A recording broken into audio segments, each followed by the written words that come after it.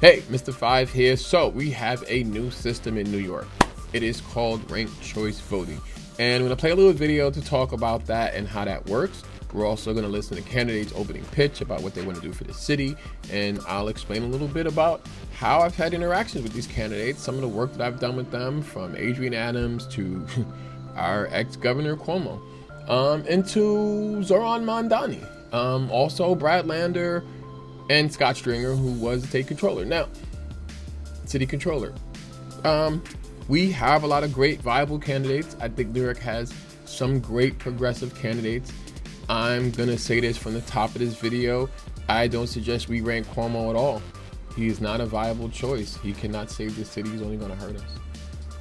And sad to say, we need a mayor who's gonna champion, who's gonna be willing to work with the poorest districts and communities in New York. None of these candidates have talked about it.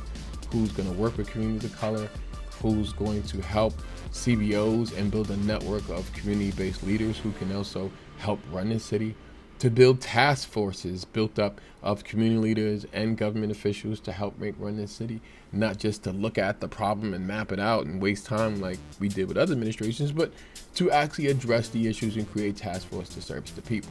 If we're talking about mental health, are we going to make strategic response task forces that are made up of social workers with people with mental health experience, or credible messengers and violence interrupters, or trauma-informed care practitioners who also train with Narcan and drug abuse and substance abuse treatment to actually respond to those problems, right? That is New York addressing New York problems.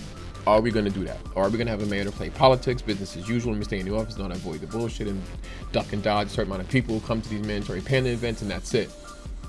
So we have a wide variety array of people to pick. We have the opportunity to have the first black woman mayor, right? The first Muslim American mayor.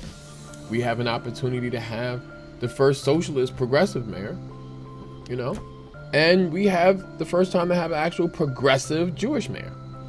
Or we can have a Zionist mayor who also admitted that he's unsupports to Israel, which means Palestinians must die, right?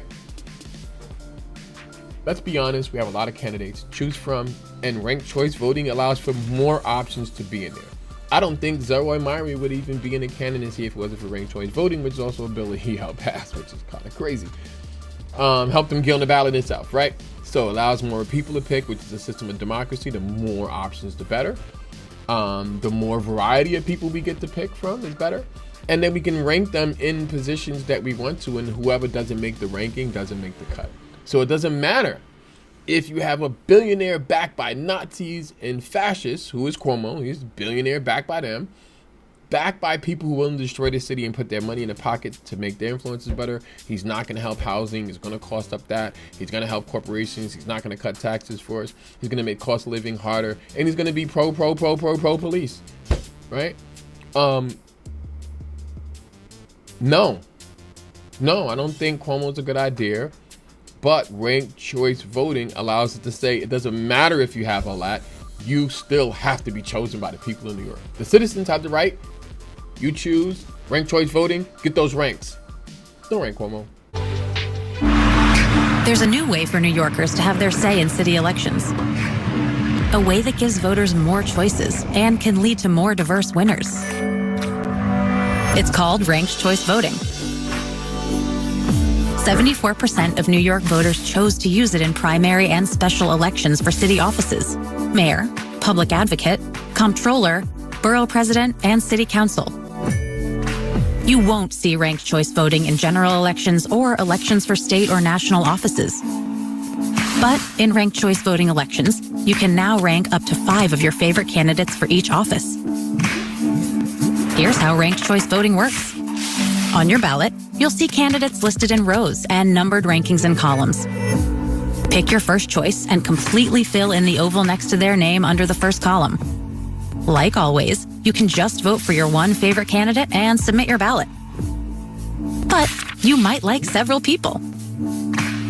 If you have a second choice, fill in the oval next to their name under the second column.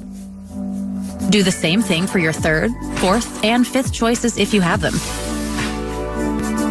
A few don'ts. Don't rank the same candidate more than once. It won't help them, and it takes away your chance to rank the others who are running. Don't give the same rank to multiple candidates. It could disqualify your ballot. Don't worry. This is a new process, and you can always ask a poll worker for help or for a new ballot if you make a mistake. So, how do ballots get counted with ranked choice voting? If one candidate gets more than 50% of everyone's first choice votes, they win the election right away. That's it. If no candidate gets more than 50%, ballots will be counted in rounds. Round by round, the candidate with the fewest votes is eliminated. So, if your top-rated candidate is eliminated, your vote goes to your next highest choice. This keeps going until only 2 candidates remain. The person with the most votes wins. Ranked choice voting is already popular in many cities around the country because voters find that it helps more voices be heard. Now it's our turn. Get answers to your questions and learn more at nyccfb.info/RCV.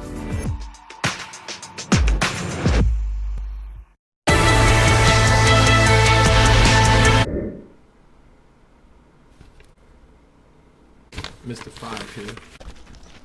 How Trump's economic oppression is sort of going to impact poor communities of color the most. And it also makes me think about this narrative that New York is sort of being housed by billionaires and the most rich and sort of the most influential in the world. That is impacting the poorest communities in New York.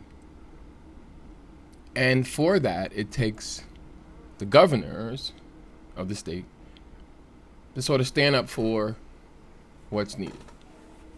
Now, out of the governors, right up under them is the mayors, basically, who can then issue change or things that are needed for that state to be successful and for those people to succeed, especially the poorest districts.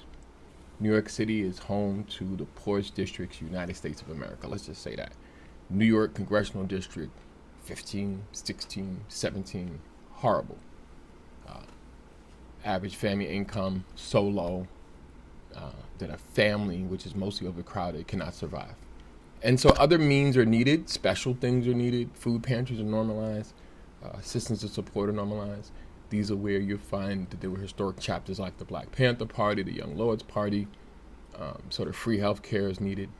All of these sort of outlets and resources need to be coupled to support these districts. But we don't hear none of these mayoral candidates speaking of any of that. New York's at a pinnacle moment. I've worked with a few administrations, a few different mayors. Ran de Blasio's behavioral health task force. I've passed bills and done work when I first had Came Home Returns to Society when Bloomberg was mayor. And the Adams administration has been somewhat hiring people at our network, so I still work with the city in some sense, but not directly with the mayor. I do work with him in the medical force and Pastor Monroe's and the Community C3 program and having religious leaders and community leaders work together. So, I am working in those capacities, right?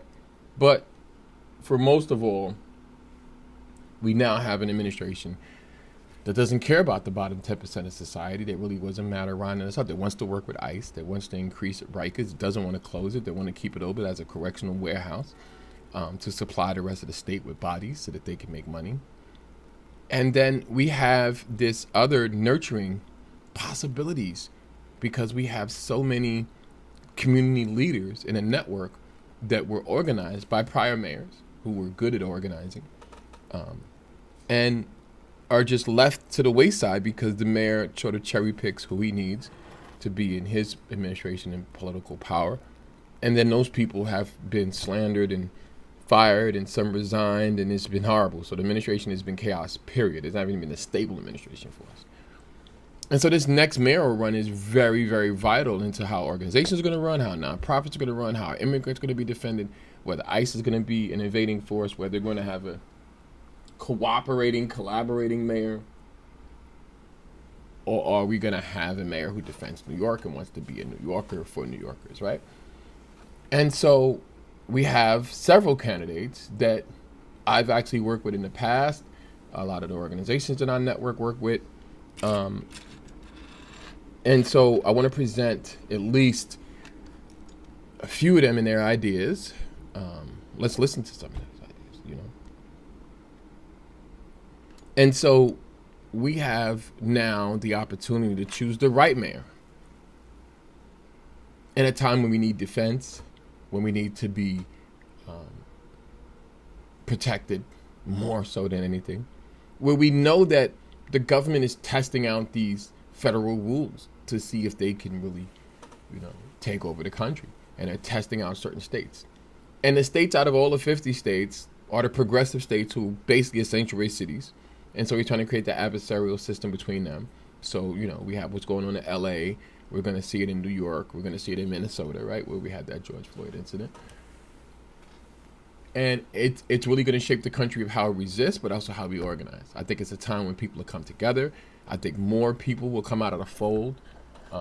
We have national anti-Trump protests today because he's doing this dictatorship march. There's a lot going on. June 24th, though, we have voting happening, right? We have the ability to pick who's going to lead our city. Now, there are a lot of candidates, and I want to just present at least who I've worked with, my experience with them as a nonprofit leader and as a representative for so many nonprofit projects. And also just as a voice from the people, like, to be real.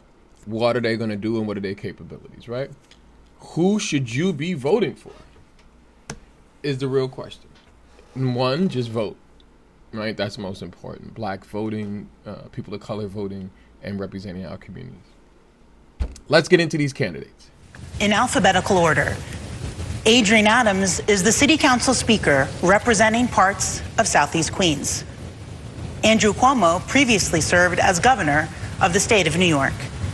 Brad Lander is the New York City Comptroller. Zohran Mamdani is a state assembly member representing parts of Queens.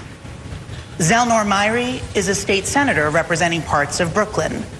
Scott Stringer is a former city comptroller and Manhattan borough president. And Whitney Tilson is a former hedge fund manager who helped create Teach for America. Each candidate will deliver an opening statement of up to 45 seconds. We're going to begin with opening statements. The order was determined by a random drawing this morning, and so we'll begin with Scott Stringer. Good evening. Look, I love New York City. I was born and raised here, and I believe the future of this city can be limitless. But let's face it, people are feeling that it's getting tougher to live here. People who built our neighborhoods are leaving the city. Young people who want to lay down roots here do not see enough opportunity. I say enough is enough. We need a mayor who has experience. We need a mayor who has competence, and a mayor who has a vision to build affordable housing, to enact universal childcare, to build a public school system so that kids can thrive. I've seen the best of this city in every neighborhood as comptroller, as a borough president, as a state legislator. And I know that right now at this moment, we need somebody who has the ability to make sure this city can rise again, and I'm going to do it. Hey, so I actually had to come back to do this segment because I'm editing the video and I'm like, wait a minute. I never talked about Scott Stringer. Scott, city controller, he basically inherited the job from John Liu. I think it was before him. And then before that, we had another city controller. So he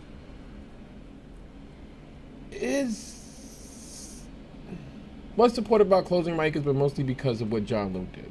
Right, John Liu really fucked the city. Like, hey, look, you guys, I'm not going to be mayor, so check it out. This how much we pay for prisoners. This how much we pay for Rikers. He really was also on his job. I love John Liu as a controller. He was willing the information. He was like, this is how much we pay for Rikers. This is how much we pay for prison. This is how much we pay for this. This is how much we pay for that. And throughout the city, it was so much expenses. He also was talking about 42nd Street and like why the Marriott is like the biggest hotel there, because any hotel that would have been there could have capitalized off of what they was doing for 42nd Street and how they basically stopped crime and stopped the rest from happening so that the property value can go, so that it'd be a huge, horrible space. Come in, swoop that in. Disney came in, a lot of other investors built that up, right? John Liu exposed all of that. New York Times, like, look it up. He also was keeping the family budget, but also created a structure that the next city comptroller was able to inherit, right? So being progressive, supporting the analytics, that the data that we need to talk about expenses, talk about deaths, talk about housing, talk about all these other properties, all these other issues. Now, did he have a whole bunch of scandals? Yeah. Like during COVID, he locked his staff in his office. He had lawsuits. He had personal lawsuits against his ass. And then, dude, he fired Session Adams. Like, dude, Session Adams was like not only John Lewis' assistant, but he was like the city controller's assistant from 2-3 positions ago. Like, dude, you don't lose the person who knows where all the bodies are buried. Number two, he was the most influential networking system that you had until you violated your own staff. He's a Zionist. And I mean a stark Zionist. Like, he believes that certain people have to die so Israel can exist, so he doesn't mind about genocide and slaughter. He's 100% with all those shits. So, do I believe he has a care for people of color? Zero, dude. Like, I don't think he cares. I don't think he shows that he cares. I don't think he's progressive. I don't think that he will be the best fit for this mayor. I'm not even ranking him. Like, there you go. Scott Stringer, not on my list. City comptroller, he did an okay job because he inherited a great structure. Next is Eleanor Myrie. This morning, I was on Flatbush Avenue getting my hair cut so I could be fresh for this debate. And one of my constituents walked in and didn't talk to me about politics. She said, "What are you going to do to fight for immigrants like me and my husband?" I got on the train as I left and I ran into a mother who said, "What are you going to do to fight to help make our schools world class?" So here's the thing. You're going to hear a lot of promises, a lot of nice and cute things on the stage tonight. But when you put your head to the pillow, you want a mayor that is going to fight to keep your family safe, fight to keep that roof over your head, and fight to give you opportunity. I know that because that's what I think about every single day. And I'm ready to put the gloves on as the next mayor to fight to make that a reality. Brooklyn's finest, Zelor Myrie. So I kept hearing from everybody, yo, Zelor wants to meet with you guys. He wants to meet with previously incarcerated leaders. He wants to meet with Incarcerated Nation Network. I think he wants to get that support. Oh, I just hear he's running for mayor. Oh, he's going to do this thing. I think he was doing something with another organization I'm related to. And he was speaking at this event. And I was like, I went and met with him a few times at events. Very campaignish, very sloganish. Passed a lot of policy. We've had a lot of progression with him in the past. A lot of organizations I work with, he passed bills that was necessary. But that's your job as a politician. So you don't get any props for passing bills because we write the bills. We ask you to pass them. You pass them, great. You're just basically echoing what activists teach you, and that's our job. So I think he recognizes activists and organizes, positions in the city. And I hope that he would build a network to actually do that and make it happen. And keep people in his network who can actually empower other people. Where do I rank him? Like, I think last, 4th, 5th, which is why I love rank change voting. Allows for other candidates to be in the picture and to be exposed. Do I think he can handle government? Do I think he would be a good mayor? I don't know. I don't know his experience. I do get his dreams of building all these homes, and he's basing off the fact that, we built like the Empire State Building in a short period of time. Yes, we're great at development. I do think it's a lot of red tape around it. I think that there's creative ways. Do I think he's connected to, again, social justice movements? No. Supporting post-incarcerated leaders? No. Is he building a network of advisors who are made up of these leaders who actually make the city run? No. Is he considering the poorest districts? Have he mentioned the poorest communities in the United States of America since he started? South Bronx? No. No. Actually, let me just say it right now. None of these fucking candidates has mentioned the poorest district in the United States of America in the New York City. You got Park Avenue on one side, really fucked up. Like, really fucked up, excuse me.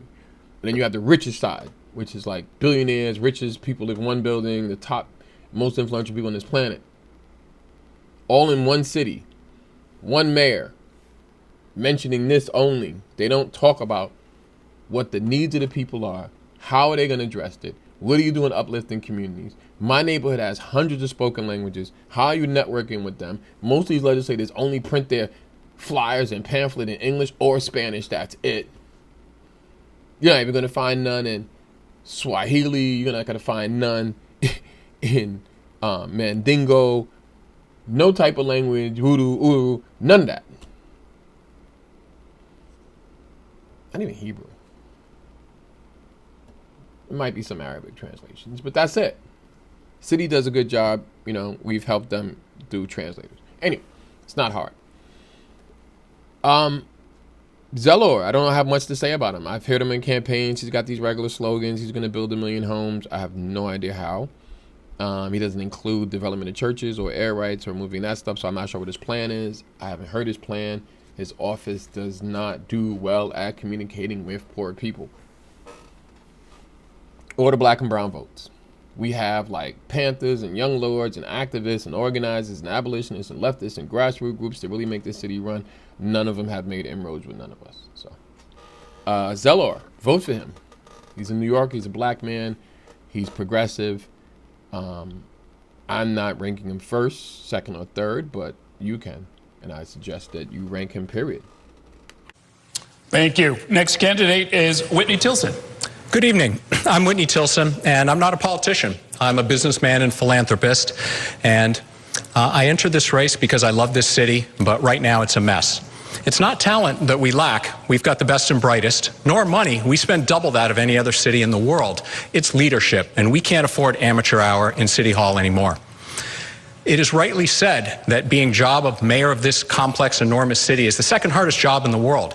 That's why we need a mayor who's experienced, competent, and can get things done, not a social media phenom with cute videos.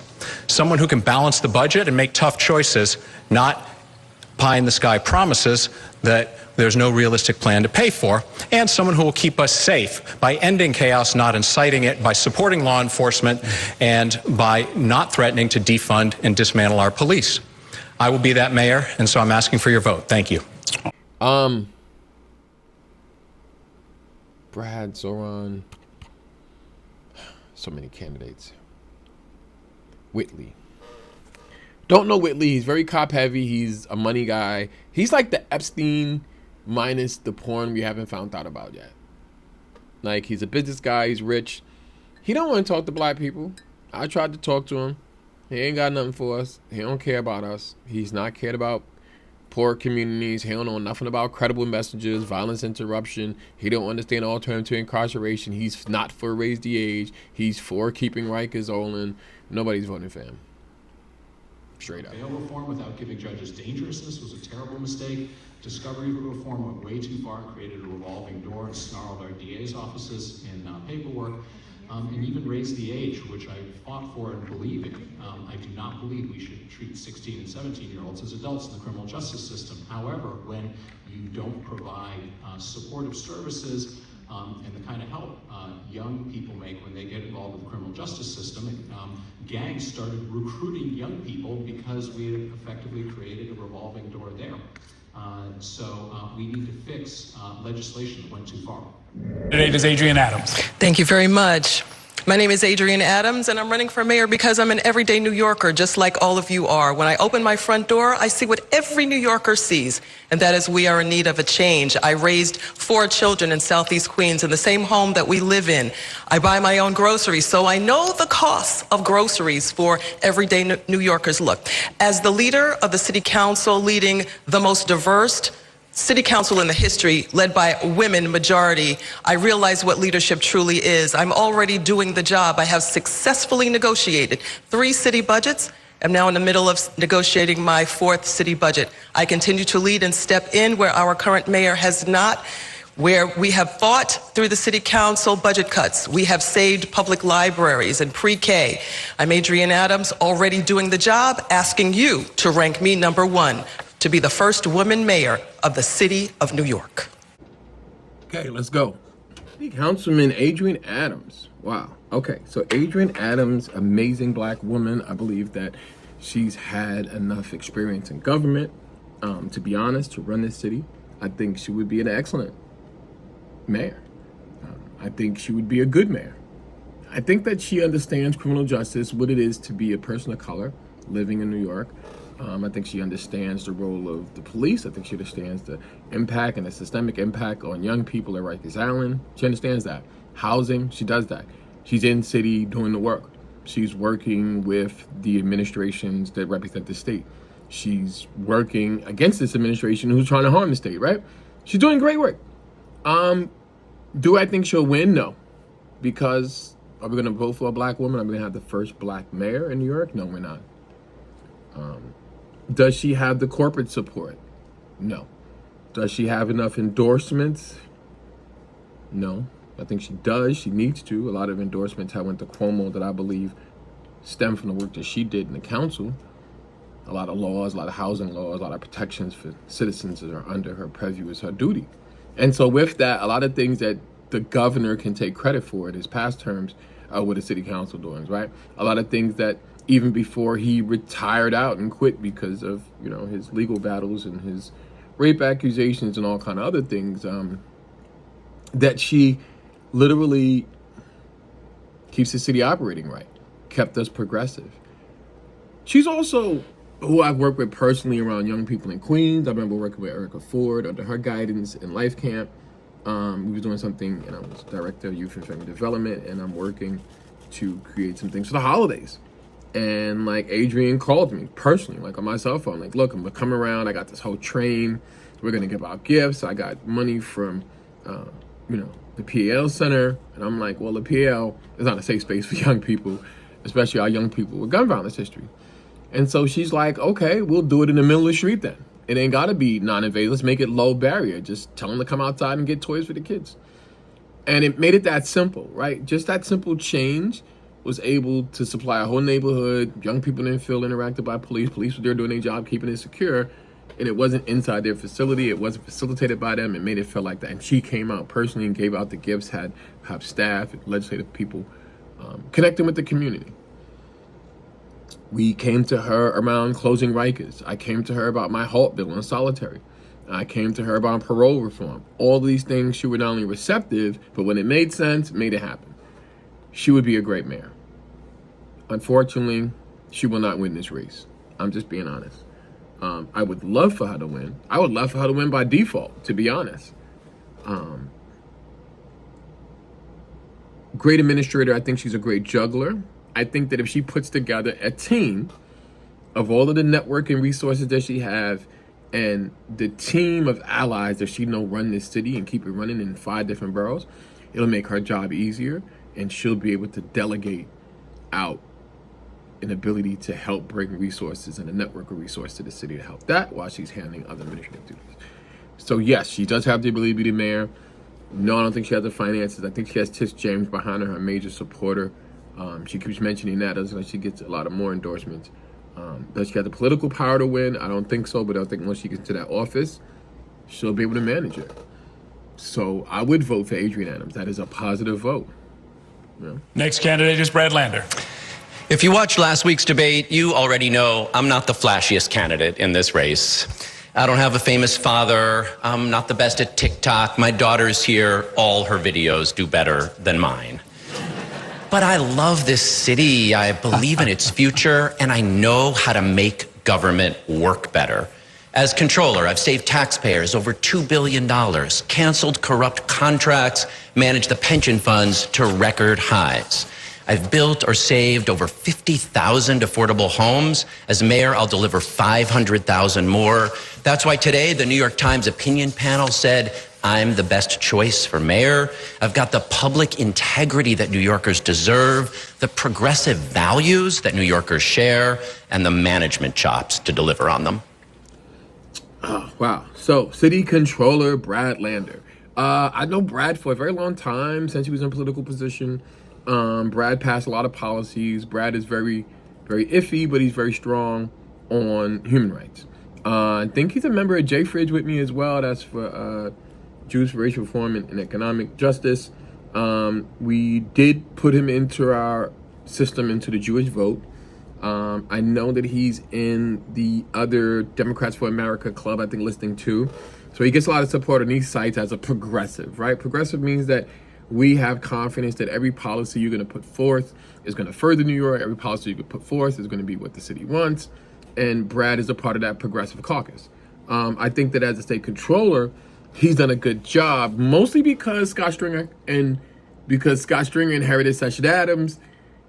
Down the line, I'm going to explain when I talk about Scott, that he actually inherited a very good functional office, just wasn't functioning with that person in position, right? So Scott moves out, he moves in, he sort of inherited a good structure and took it from there on. I think that Brad has came to in his job working, connecting with like the public advocate on city issues and issues of like closing Rikers, right? It's up to him to say how much we're spending a year, right? It was John Liu who first told us we spend $500,000 per person and 200,000 people recycle a year through Rikers, right? And how much it's costing the city, and how much we're not spending on this, and how much it's costing us in lawsuits. Like all of that stuff when it comes to math, right? And the money and the finances is what he's up to. So I am confident that he can balance the city's budget. I am confident that he will work with directly impacted people. I think that will meet with nonprofit and community leaders and activists and organizers. I don't think he's combative to the point that he's non-approachable. And so Brad Lander would be another good candidate, yes. Have I done a lot of criminal justice work with him? Policy reform, yes. A lot of activism, yes. My cousin, Kasise, she runs one of the immigrant defense coalitions here. And Brad does a couple of little interactions with that around protecting immigrants and their rights. But also as a state controller, he's more of an activist controller, I would say that. So yes, Brad Lander's a very good vote. Like if you want to rank him number 1, cool. If you want to rank him number 2, number 3, number 4, number 5, either way, I think he would be a solid mayor in New York, and I would love to work with Brad. I've had very progressive work. I had no resistance from like ending solitary and closing Rikers from Brad. And those are my biggest issues with the state controller, because I needed that funds to really show how New York can benefit from it. But also I needed him in the scope. Actually, Scott String was in that position when I was doing it, but I needed him to continue and double down on that to say, yes, we had other viable offers for people to buy Rikers, right? The other part was how much are we investing into poorer communities? I've heard zero from Brad about New York 15, 16, and 17. And so again, poor Black people and people of color are not mentioned and not talked about enough. And yes, here I am. I am a person of color who is of Jewish faith. And as a Jew of color, Jews of colors are ignored in the poorest communities in New York. We don't get a lot of support. We're not getting all of this media about hate and the slander that we get. Sometimes it's between other Jewish organizations and other Jewish beliefs that believe that because of their religion, that other people have to die in order for them to exist, and that nothing in mankind exists like that, right? There's no reason that someone else has to die for me to exist, unless life and natural genetic progression wills that. So there are some people that have their religious beliefs before their political beliefs. And I think that Brad weighs that very well. Do I consider him a progressive Jew? Yes. Do I consider him conservative on the issues and soft-handed on the issues of Jewish relations with Jews of color? Yes. I don't think Brad addresses those issues very well. I brought a few to him, and it was very dismissed. And it's bad because we have to handle our own problems within our own culture as well. At the same time, diverting energy toward how do we look toward other cultures and how do we stand as a people. And that also means that how will he organize as a leader for the city of multiple cultures? I mean, we have over hundreds of spoken languages here, right? And so I say that he's a good candidate because he will be fair. I don't think he would back down. He will fight for the mayor's office. Now, the sad part is that as an activist and as a politician, people tend to forget the activists and the organizers who've done so much in this city, and they really don't rarely give them their flowers. I hope that if he is mayor, he will work with these organizations and these leaders who keep this city running, because not a lot of candidates have spoken about it, and none of them have made the inroads yet. Like, when I'm mayor, this is my plan, this is what I'm gonna do, you can expect this, there's gonna be a certain amount of progressive work on this, and my views on these progressive issues as they move forward are this. There has not been a criminal justice conversation yet with these mayors, as if criminal justice doesn't exist. There's this mental health topic that they're soft-handing, like, we need help, and mental health. Admitting that there's an issue doesn't mean that you're gonna be the progressive candidate to actually enact SRT teams that we need. We need strategic response teams for people with mental health. Are you going to appoint a czar? Are you going to put a person who has conditions of mental health on your advisory board? Like de Blasio did it. It was incredible. And y'all are still working on the solutions that we created back then. I was a person running that behavioral health centers. But it's just an example of how directly impacted people haven't even been considered, haven't been in this conversation, and we're kind of on the wayside of, yeah, we know you guys are going to vote for us because, all you felons can vote now, but there's no concern enough to actually address you. Yet we're the largest population in this entire city. Anyway, yes, Brad Lander, good vote. Next is Zohran Mamdani. My name is Assemblymember Zohran Mamdani, and I am running to make the city affordable. I'll freeze the rent for millions of tenants, make buses fast and free, and deliver universal childcare. And before you ask, I'll pay for it by taxing the rich. The same billionaires who put Donald Trump back in the White House, the same ones who are funding Andrew Cuomo's campaign. Like many New Yorkers, I wasn't born in this country, but I grew up in this city, and it's one that we're in danger of losing. We're under attack from authoritarianism from the outside and an affordability crisis from the inside. Yet if you turned on your television 20 years ago, you'd have heard the same tired, failed policies you'll hear from politicians tonight. It's time for a new generation of leadership. And that's exactly what my campaign is building. A movement of more than 36,000 volunteers who have knocked on nearly 1 million doors and left us just 2 points away from City Hall. So join us, and let's win a New York you can afford. So, in my personal opinion, I'm personally ranking Zohran number 1. Reason why is because I do believe in his socialist principles. I do believe that we need to build a socialist society, or at least some concept of that, like food, clothing, shelter shouldn't be things that human beings are paying for. I think there needs to be a social safety net that is built in. We don't have one. I think we need some type of American camaraderie to say that you are my American brother, you are my American sister, and this is what it means to be an American, is to be free, but also it means to protect each other, right? And I want that to be a thing, right? We also know that there's some city simple solutions, and I think Zohran has a few in mind. I think he got a lot of support from Vocal, which is great. A couple people in there told me about him. He's also sort of doing his socialist run, which sort of a lot of our socialist groups are involved in supporting him. I'm getting all of that. Yes, I get all of that. Everybody that I know loves him, right? I have yet to meet with him to ask him certain issues like, how do you feel about solitary confinement in New York State? What about the system of slavery and perpetual punishment? Do you wish to continue that? Are you thinking about the age of children? How do you think about children? Do you think children are adults at 16 or 17, right? What are your views on the fact that we spend $8 billion a year just incarcerating kids, and a lot of that comes from New York? Or New York uses solitary with it 4 times over the national average, or we created the prison industrial complex for the rest of the country, right? How do you feel about entered that position? Because he's new. Everybody asked me, even Cuomo, the other day I seen him, he was like, "Five, have you ever passed a bill with this guy? At least me and you, and have some legislative path." Very true. Yes, I do have a lot of history with Cuomo, and I'll talk about him in this segment, but I've never passed a bill with Zohran. I don't even know who his legislative council aide is. Just going to be honest.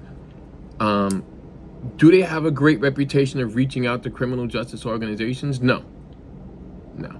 Have they reached out to Black and Latino groups? Some, but those are the socialist groups that kind of came to them.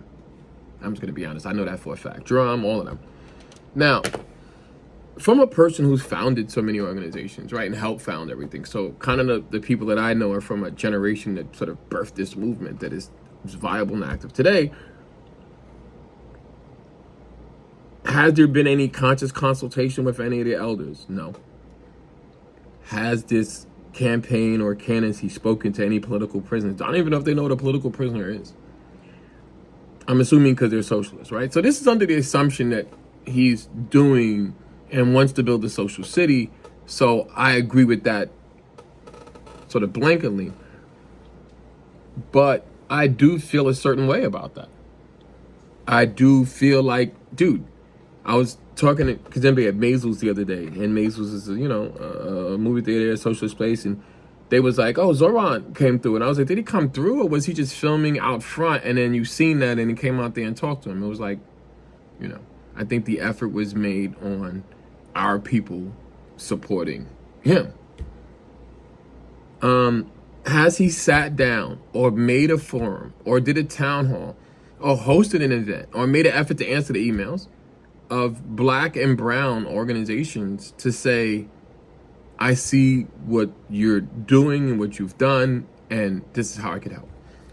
Number two, and I was just sad to say one point, has Zoran, because I'm getting his coins, or is it campaign, ever spoken about the poorest districts in the United States of America, which is the South Bronx, mostly my communities of color, where there's rapid trauma-informed issues, with a lot of our justice impacted young people, where there's a need still for survival tactics. What I mean by survival tactics, I mean that it is so much of a level of poverty. New York, congressional district, New York 15, 16, 17, is the poorest congressional districts, United States of America. That means the average income is so low for a family so big that there's not even enough food for them to survive. And so this is also where the highest rate of crime is at, the highest rate of sexually transmitted diseases, the highest rate of teenage pregnancy. We have the most courts in this system. We have the highest amount of arrests, the most amount of people that end up at Rikers. These districts are where most of the people end up in incarceration cycle. 80% of anybody in all of these communities are people previously incarcerated or directly impacted or a family member or related to them in some capacity. And so we're talking about the poorest places in the country is right here in New York City, where also the richest districts are. But they keep talking about the billionaires. They keep talking about how they're going to affect these rich areas. What are you going to do for poor black and brown people who are going to vote for you just because you have these progressive bills? And do you have this attitude that I'm being progressive, so all you niggas vote for me anyway? Is that your attitude? Because that's the way defensively people will respond, right? Now, knowing that outreach is really reaching out, making an effort to come to communities, and I don't just mean inviting a bunch of socialists who've been in our community who have no connection to the community to knock on doors and blatantly argue with people and be wrong most of the time and don't know what they're talking about. Or do you have connections or inroads with community-based organizational leaders who can then speak for you and translate your message to the language that people know? My young people don't know how to talk, bro. They're different. My sons talk for me most of the time because I have 5 sons who also have 5 nonprofits who do community intervention with young people. They have their own networks, right? So they take what I teach them and then relay it back to them. They have their own language. We'll run right up to them like, yo, what's up? Like, you trying to end solitary, bro? Like, what are you doing? What are you doing that is affecting dominantly people of color and black people? Are you going to change the laws to help us get more food pantries? Are you going to allow us to get vendor licenses that we've been waiting for because our black veterans are being denied their vendor permits because it's a way of income, but it's also an alternative to incarceration program? How are you investing into young adults? You talk about building houses. Are you building supportive housing for young adults? Are you thinking about the justice impact of supportive housing that's needed for young kids who are homeless? Because we have 66,000 homeless kids every night. Like, you could talk to Patrick Markey about that. Like, I don't know if he knows New York enough. Now, can he win? Yes. How can he be successful? Building a network. New York has all these leaders right in front of you who are willing to help this city. They're already doing the work. They're already doing a job. This is not going to cost you any money. If you want to create positions, create a czar of criminal justice. Create somebody who's going to oversee all these networks. Create an aid. Create a network of people who are professionals in this work. You may not be the professional. You may be a good administrator. And that's what legislators do, right? So I think that it's going to take a lot, but I do support his campaign. And God, this is a long opinion point about Zoran because I just have so many issues. He is my Muslim brother. And I feel that morally, there's some human rights centering in there. So I'm 100% confident. Just off that alone. Just off the fact that he's of a faith that is humble enough to think about human rights in their reaction, is enough for me to feel that he won't be unapproachable. So I don't know how he is in person. I do hear from a lot of my allies and comrades that he is just an okay guy, number one, very approachable, very easy to talk to. A lot of his constituents say that his office is helpful in their community and does their job. Perfect. that the handling of the position of mayor is very tough, very tough, very hard. Does he have the political backing? No, but he has a lot of leftist socialists. Now, when I say leftist socialists, a lot of them are in black power groups, and not all of them aren't for black people, but they are leftist organizations that believe in the socialist society, which is great, and I do fuck with a lot of them. I'm just very for the absolute poorest, and sometimes people will show up to help me at my food pantry every Saturday, help deliver food, help us feed the community in one of the multiple places we opened up, right? But will they ever help pass the policy to stop the hunger in the world? Will they ever help create this end?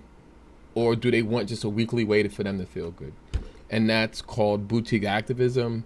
It's called trauma porn, where a lot of people get, good out of it. And so you have those liberals, because liberal society exists so that, capitalism can actually say it's not 100% bad, but there's a lot with the socialist movement as well. They work against black power movement as well too. Sometimes it also worked against closing Rikers. It also, because we have to build something. We have to build something smaller. I don't think people understand borough-based jails is a win because it's basically less prisons than 30,000 beds in the island and basically the first prison in the world and in America. Now,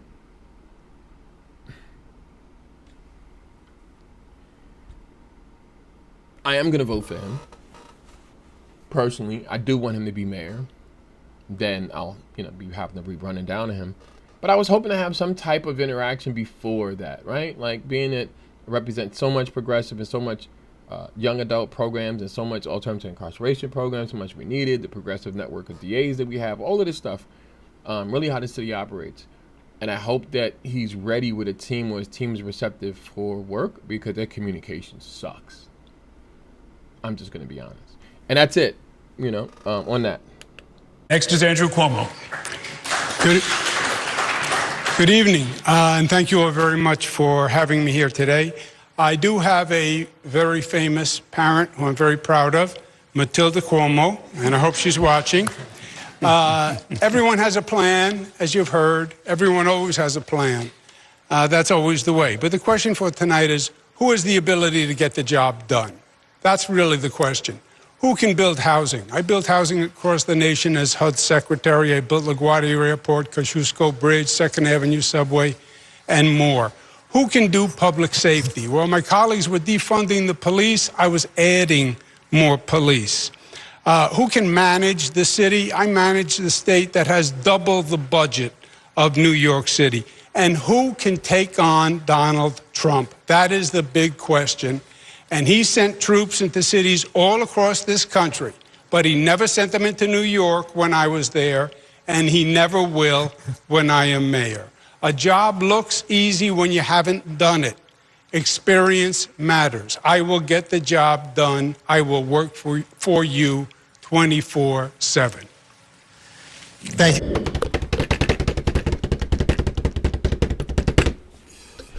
The ex-governor, Andrew Cuomo. Wow. Cuomo was our governor. God. The sad fact is that he might possibly be mayor, right? Because he has a lot of political support. All the billionaires who sponsored Trump is suddenly sponsoring him. He comes from intergenerational money. Right? His family's like the Rockefellers, the Cuomos. Dude, like this bridge is named after his family, there's buildings, there's institutions, his brother's big, reporter. Don't rank Cuomo. Don't rank him. Don't even make him an option when you're picking him. It's not that he's sexually pervasive in how these cases that were quote unquote dismissed or settled out of court. A lot of them wasn't. He's Italian. That's kind of how mob guys do. Very physical. Very, hey, how you doing this? But that's no excuse for. I have no opinion on those issues. Those are, legal issues. I don't touch on that. My working with him. Oh my God, so many bills. Okay, let me just say this. Like Alfonso, like his assistant, his aide, fucking amazing. He was the key to like connecting with all of us. He really knew all of us. You can call me, answer his phone. Lobby days, bills, policies, progressive reform, closing jails, clemency, all of that. The governor's horrible personally on those issues. There's always pushback. He's a mob guy. He was a corporatist. He wants to make long-term money. He wants to sell something. He tried to sell us mass. He's told us mass. Okay. What are my dealings with Cuomo? So besides the HALT bill, which is something totally different, the HALT Solitary Confinement Act, which of course I'm one of the founding members of. It took me 10 years to pass that bill in the state. During that, I passed it in the federal, Obama, Stop Solitary for Kids, Drum's bill in the city after that, but after it was renamed, but it had different sponsors, but also really was Councilman Drum's bill, right? So ending solitary in the city level, state level, federal system, private prisons, never going to happen unless we shut down those private prisons. Now, the governor's for all of that. He understands these three systems exist. Now, I've had some weird interactions with Cuomo.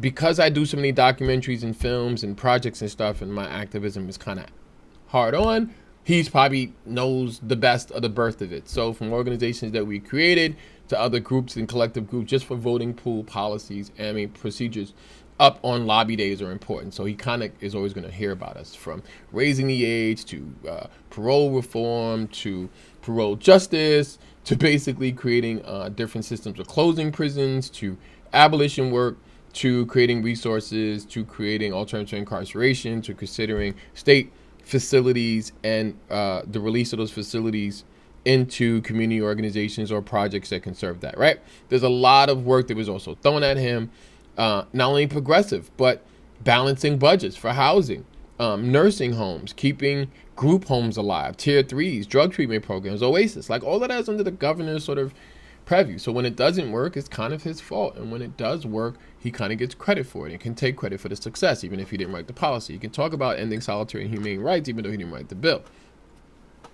Now, he pushed back a lot, especially with HALT. I think with parole, it was more of how many council members and how many city councilmen we had. One thing he always told me was like 5. You always come here and talk about New York, and this is great, but I have 62 counties. Right. He actually changed my thought and train of thought when it came to organizing, because he was like, look, I got 62 counties up here. You telling me about these 7 neighborhoods and like, you know, the 5 boroughs and, you know, maybe Staten Island. Like, what are you doing? You know, how is that impacting Rikers? Well, these are the number one communities that are sending bodies upstate into your facilities, into Rikers, and they're feeding up to the upstate facilities. And then he started talking about these smaller towns. So I organized in 62 counties. I created upstate regions, created organizing groups, right? And came back at him. I even had a concert on the lobby day of the bill that I had thousands of people inside, hundreds of people inside lobbying on, hundreds of people outside rallying, media, networks, movies, documentaries dropping, Tribeca. I'm in the White House the next week, right? And it just kept this progression and built up to a boiling point. That's how you have to address Cuomo, because he has the ability to dip and dive and ignore you. He knows how to govern in a way that he's absent. He knows how to not talk to you, not look at you, not see you. You're beneath him. As a mayor, I think it's going to be a challenge for him to actually be on an accessible level. Like, you got to be in the hood as the mayor, bro. You got to run up on meetings. You got to be at town halls. You got to show up at nursing homes. Like, people going to be up in your face. And he don't like that. He's a very dismissive politician. He feels like he's very entitled. He talks to you like, you know, who the fuck are you? Right. And nobody wants to deal with that as mayor. Mayor has to be very cooperative. Do I think he works with directly impacted people? Well, no, not at all, bro. I mean, like I said, Alfonso, like his legislative aide was an amazing person. His chief of staff, amazing. His staff was great people. They're the ones who networked with us. I remember being at meetings up there in Albany. It was us. It was like Fortune Society and Osborne, and we were all leaders, and they're getting their contracts. And the state is horrible at repaying you for shit. So drug treatment programs, reentry programs, you're never going to get your money back. Like, how many food pantries I started that I still aren't getting the money for? You spend the money to feed the people, trying to keep it consistent, get a little reimbursement. You're not getting those reimbursements. And he's the worst when it comes to contracts. He's going to give it to his friends, his mob friends. He's very big on lobbyists who can give him the best. And his ego. I remember when we was doing Escape for Dannemora, one of the films I did with Eric Jensen, who's my guy, and we were also trying to get Cuomo to be a part of the film, but also clear a certain amount of video filming ability because I wanted to show Clinton. And I wanted to show people what it looked like. And nobody's ever seen Clinton facility. And, you know, I had to get his favorite actor to take him for lunch and then play a role in his character. And his ego just, like, gave us all of the ability to do that. Like, Cuomo's dangerous, bro. He's gonna fuck this city up and step on us and use us as a stepping stone into government. Do I think he went out, did a quid quo pro with Trump, met with him, and then came back and all of a sudden got his campaign and finance money, and now he's in the lead? Yes. He's that type of guy. He worked with him before, worked against him, he has no problems. They're two white guys, right? A brown man in position is not to be had, and I think that's what he's campaigning on. Vote for me, not this fucking sand nigga. I'm just gonna be honest. That's because that's the way he looks at us. That's the way they look at our people. You know, I remember when I first met him and I was speaking about solitary confinement and the racial disparity of that and how many people of color inside. He immediately was like, you know, when it comes to black on black crime, there's so many black people that kill black people. And it was like, it gave me an understanding of where his intelligence was at and his moral empathy value for black people. This is a man who got my godmother out, Elaine Bartlett, right? One of the first people he helped on clemency was with the Jock the Rock campaign, and he was dope. Him and Russell Simmons, it was huge. Like, I've done a lot of work with Cuomo. But it was all by force, bro. Like, we forced him to do a lot of shit. When I closed Southport, he hated me for that shit. He was like, Southport is such a good prison. Yeah, it is. That's where we got the RMU idea from. That's where we got the idea for closing the programs with the city already made. That's how we ended solitary. But bro, you are resisting that, and it's costing millions of black people their lives. And he wasn't worried about the cost because they were black and brown people. And I really feel that way. I feel like he's not going to represent the populations and the multitude of populations in this city, because it's the state. When you're talking about these 62 counties, you're talking about mostly the white flight population that you've had to serve, that your father had to serve. Also, it's hard to talk to him about progression when his father built the prison cells that we're trying to close. Spent like $1 million per cell on solitary, right? So, my light fell and all that. We have to realistically sometimes stop expecting people to love us who don't give a flying fuck about us. So, yes, vote for our own people who would think about a social society, because we need social safety nets. Think about the fact that the people who said we needed free buses during the pandemic want to continue that for Crosstown Avenue, which is a great solution for New York. I'm like, that was a genius plan. Crosstown buses becoming fare efficient. It makes traveling for New Yorkers better. Rent freeze instantly. Let's not talking about it. Zoran said he would do it instantly. Why? We did it 3 times with de Blasio administration. Was no problem then. Yeah, we got a little pushback, but we had to. People were losing their homes. Kids that I was giving college scholarships to were homeless. Sleeping in a train, bro. Yet, we can't get supportive housing done because you're pandering to mega corporations to build more condos and co-ops, and office buildings are just sitting there, empty, that I could easily convert into dormitory-style housing for justice impacting supportive housing. Young adults, I can get reimbursement through Ishi. Are you doing it? No. All of these kids qualify for MICA, supportive housing, mental health and chemical addiction. Are we looking into that avenue? None of these candidates are talking about it. But I say that Zoran would probably be the most susceptible to that. And so Mr. Mondani, I gotta get his name right, because hopefully he should be and would be mayor. Has he made the inroads into criminal justice networks and having advisors that know this city and help work with the city and care for the city? No. But hopefully he will. And I'm not worried about it because we're progressives and we're activists and we're going to make our inroads toward them.